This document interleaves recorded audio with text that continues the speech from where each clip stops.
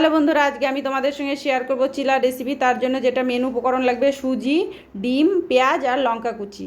তো প্রথমেই আমি এক প্যাকেট সুজি ভালো করে জলে এখানে ভিজিয়ে রেখে দিলাম 10 মিনিটের জন্য। তারপরে আমি কিন্তু 10 মিনিট পরে এখানে চলে এসেছি লঙ্কা পেঁয়াজ কুচিয়ে নিয়ে, সঙ্গে ডিম আর নুন।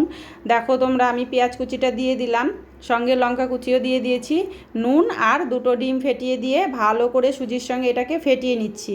এটা কিন্তু ভালো করে মিশিয়ে নিতে হবে। এখন কিন্তু আর কোনো রকমের জল ইউজ করা যাবে না এখানে। তোমরা দেখতেই পাচ্ছ, এটাকে খুব ভালো করে ফেটাতে হবে। যত ভালো ফেটাবে দেখবে অটোমেটিক একাই নরম হয়ে যাবে, এটার মধ্যে আর কোনো জল ইউজ করার প্রয়োজন নেই।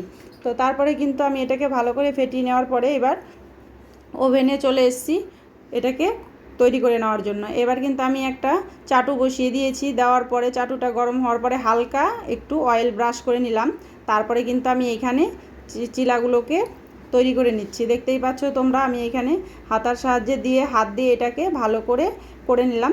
এইভাবে তোমরা চিলা তৈরি করবে বাড়িতে, খেতে কিন্তু ভীষণই ভালো লাগে, খুবই টেস্টি একটা খাবার, প্লাস হেলদিও। তোমরা সকালের জল খাবারেও করতে পারো, আবার বিকেলের টিফিনেও কিন্তু এই খাবারটা খেতে পারো। আর এই চিলার সঙ্গে কিন্তু টমেটো সস হলেই ব্যাস, আর কিচ্ছু প্রয়োজন নেই, কোনো রকমের কোনো সবজির প্রয়োজন নেই। এটা এমনিতেই এতটা টেস্টি হয়, ছোট থেকে বড় সবাই খুব পছন্দ করে।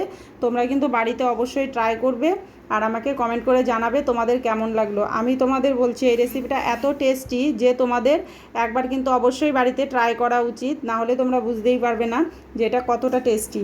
তো তোমরা অবশ্যই বাড়িতে ট্রাই করো। আর যারা নতুন আমার পেজ থেকে ভিডিও দেখছো তাদেরকে বলবো আমার পেজটাকে অবশ্যই ফলো করে দিও, লাইক কমেন্ট করে দিও, আমি তোমাদের অবশ্যই ফলো ব্যাক দেবো। আর যারা ইউটিউব থেকে দেখছো তাদেরকে বলবো আমার চ্যানেলটাকে সাবস্ক্রাইব করে দিও, লাইক কমেন্ট শেয়ার করো।